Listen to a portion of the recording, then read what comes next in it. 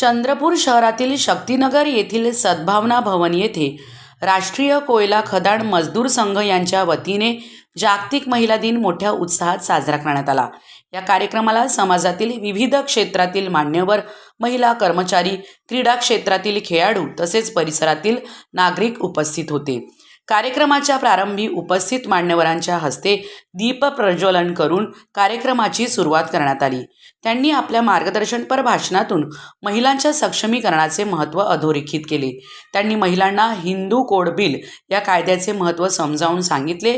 तसेच महिलांनी आपले हक्क ओळखून कायद्याचा योग्य वापर करून सुरक्षित व सन्मानपूर्वक जीवन कसे जगावे याबाबत मार्गदर्शन केले। कार्यक्रमाचे विशेष आकर्षण म्हणजे क्रीडा क्षेत्रात उल्लेखनीय कामगिरी करणाऱ्या 3 उत्कृष्ट महिला खेळाडूंचा सत्कार करण्यात आला। मान्यवरांच्या हस्ते त्यांना पुष्पगुच्छ, शाल व सन्मान चिन्ह देऊन गौरविण्यात आले।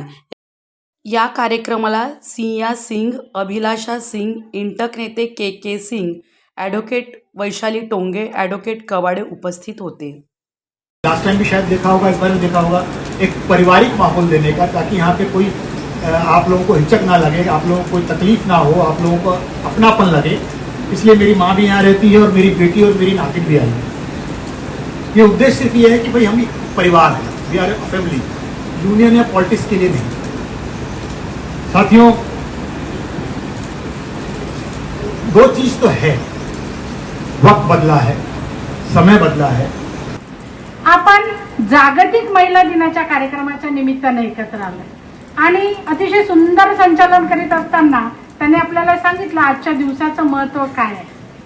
8 मार्च 1808 मध्ये जे न्यूयॉर्क शहरामध्ये जो काही सत्याग्रह झाला महिलांचा, तुम्हाला सर्वांना माहित आहे तो सत्याग्रह कशासाठी होता, त्या महिला रस्त्यावर कशाला आल्या होत्या, त्यांच्या प्रामुख्याने मागण्या काय होत्या। त्यातली प्रामुख्याने मागणी अशी होती की त्यांना जे काम दिल्या जात होतं त्यांना समान कामासाठी समान वेतन दिल्या जात नव्हतं। त्या सर्वांना न्याय देणारे, संविधानाच्या माध्यमातून आपल्या देशामध्ये लोकशाही राबवणारे डॉक्टर बाबासाहेब आंबेडकर यांना प्रणाम करतो।